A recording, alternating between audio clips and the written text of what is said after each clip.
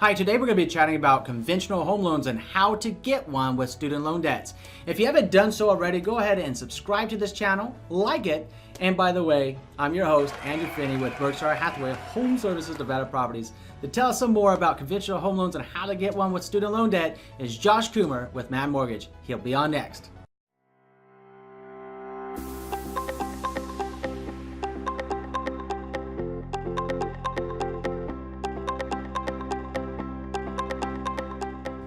Josh, thanks for coming by the office today and telling us more about how to get a conventional home loan with student loan debts. Absolutely. Thanks for having me down here today, Andrew. Awesome. Again, my name is Joshua Coomer with Man Mortgage, and I'm here to talk with you today about conventional loans with student loan debt.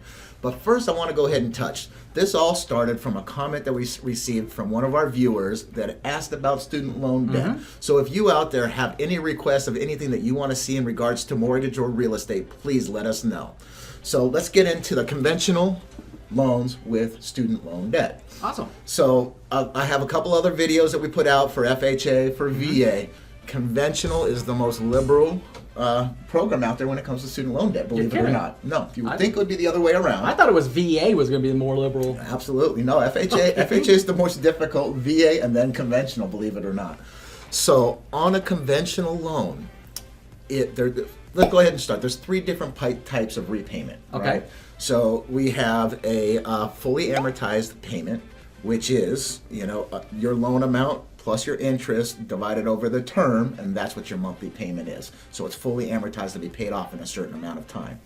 Now then you have an income-based repayment, which is based off of your income right now of what your payment's going to be. Now you can pay that amount for the 15 years, but it will not be paid off in that amount of time because it's a minimum payment. That's the difference between income-based and fully amortized payment. So something actually occurs to me as you're saying that, and it's fairly interesting. You're talking about an amortization payment schedule. So when you go and get your home loan, whether you're here in Las Vegas or California, Josh can help you, but if you're out of state, the point is when you get a 15 or 30-year fixed, isn't that also a form of an amortized payment? Absolutely. As a monthly mortgage? Absolutely. So a good way of maybe equating the amortized student loan debt repayment is almost like when you get a home loan, except it's always going to be much less, hopefully. Yes. Hopefully you didn't get like $500,000 of student loan debt.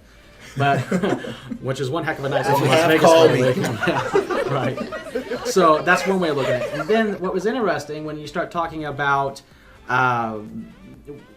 Help me, Josh. Income-based? Income-based, thank you. That sounds a lot like if we all have credit cards and you pay the monthly minimum only.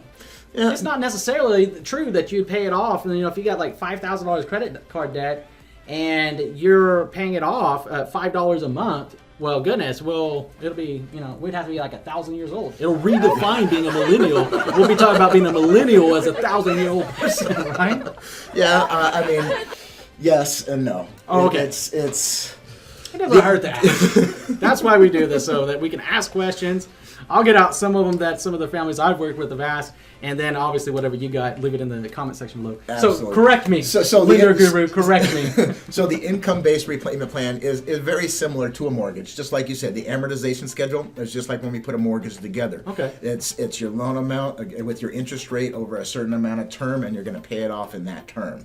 So that's fully amortized. Okay. So and the income-based repayment, they look at it kind of in the same way. As we do on a mortgage, you have to qualify with a certain debt-to-income ratio for the loan program, correct? So that's kind of what they do with the student loan. They take your income against your debts, and they have a guideline of where that you're allowed to be debt-to-income ratio-wise, and that's how they come up with your payment. Okay. So that's why it's called income-based repayment plan, allowing you to graduate from college and start your career. Nobody's expecting you to be at the top of your career coming right out of college. Be nice. We would all love it. But you're a rock star, so we know it's going to happen. So I'm just going to put it out there. You're a rock star. Live out your dreams and make it happen. We believe in you. So there was a third point, wasn't there? There was a third point. Okay. Student loans in deferment. Okay. Fully deferred. So deferred is preferred? Deferred is preferred. Deferred means that you are not making any payment on the loan that you've taken at this time. So just to clarify on that, which is always nice if you don't have to pay on it. How does that work out?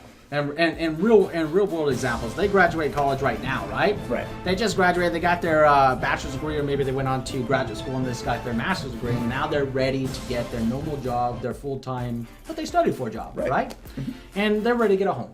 So how does a deferment work? I mean, who gets them? Who doesn't get them? Yeah, I mean, typically anybody that has a student loan while in school, the payments are deferred unless you choose to make payments. So it's always an option there for you. So they're not going to, because you're obviously in school, you're not working, or if you are, you're working to pay your bills and housing and so on, just to go to school to get your education. So they made it, flexible so you can do that. Okay. So touching on that, and I know I had touched on conventional being the most liberal of the three programs out there. So why do I say that? I don't know. So a student loan that's deferred on conventional, just like FHA, there is a payment that we're going to have to use in your total debt to income ratio. But where it is different, where FHA and VA give us guidelines to go off of, conventional doesn't have that. A conventional loan will go off of what's on your credit report. So if you have a $50,000 student loan and the payment's $50, could be income-based repayment plan, we can use that. Now, if there is no payment, which does happen a lot of time when it's in deferment because there is no payment, that's where it gets a little tricky. Since we cannot use no payment, we have to use something. Conventional has used the 1%, kind of like FHA, the 1% of the outstanding balance as a payment for you. So what does that mean? I have $25,000 in student loans. 1% of that is $250. That would be your monthly payment on that debt. Okay. So looking at it that way. So we have to use either what's on the credit report. We can actually get a statement from the servicer that breaks down the fully amortized payment. If that fully amortized payment is less than that 1%, we can use the lower of those two. But if it's less than that 1%, or if it's greater than that 1%, then we're going to use that as well. Okay. So the rule of thumb is 1%, go off of it. If it can go up or down, and go that way. Okay, so I know this sounds really good and really interesting. So we actually have done another video about conventional home loans versus an FHA home loan. If that interests you, I'm going to go ahead and put it in the show more section right to it so you can check it out. Because it sounds like if you're looking in between an FHA loan and a conventional loan, and they have student loan debts, it's probably going to be the conventional loan that is easier for them to qualify for, right? Yeah, in some senses, though. In some senses. Because they all have their little kinks, and that's where experience comes into play. Dealing with an experienced, knowledgeable loan officer is a huge advantage. Hang on. I got to put a blurb out because I'm so proud of this guy right here. He was recently named the top agent in the United States on the Top Agent magazine as a loan officer with 17 years experience. I'm sorry. You've helped thousands of families, including myself. So, I really want to give you some props. Yay! Thank you, Andrew. Thank you. I appreciate that. But what I wanted to touch on is FHA is more lenient when it comes to debt to income ratio than a conventional loan. So just because the student loan, the way they view your student loans and the payments doesn't necessarily mean that's going to be the best way for you to go. So that's where a knowledgeable, experienced loan officer comes into play and can actually give you all of the tools necessary to make an educated decision on your own. All right, great. So, like I said, they're checking this out. They're like, hey, this is good to go. I want to know more about it, right? Yes. Before we get on to how to contact you, Josh, could you just give us what I'm sure you're thinking right now? What is the credit score required to get the conventional loan with the student loan debt? So the minimum credit score on a conventional loan is a 620 credit score. We can go down as low as a 3% down payment on a conventional loan.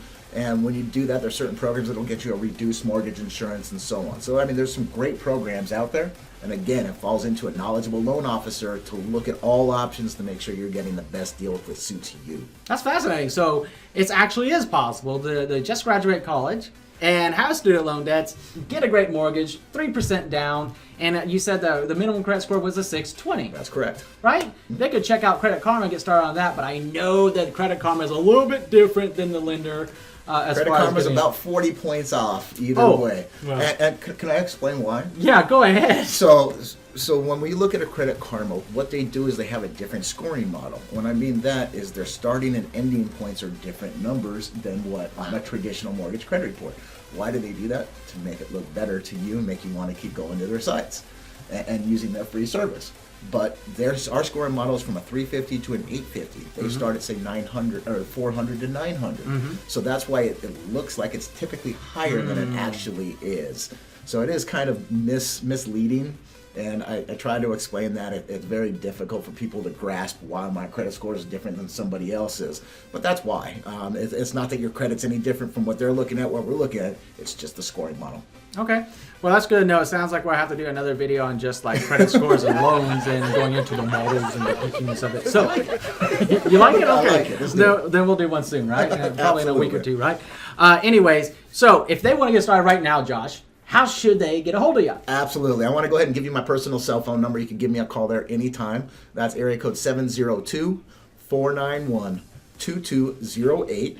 You can visit my website and learn about me, my company, who we are at www.joshcoomer.manmortgage.com. Or if you just want to shoot me a quick email, say hi, and have any questions, anything like that, you could always shoot me an email at josh.coomer@manmortgage.com. Right.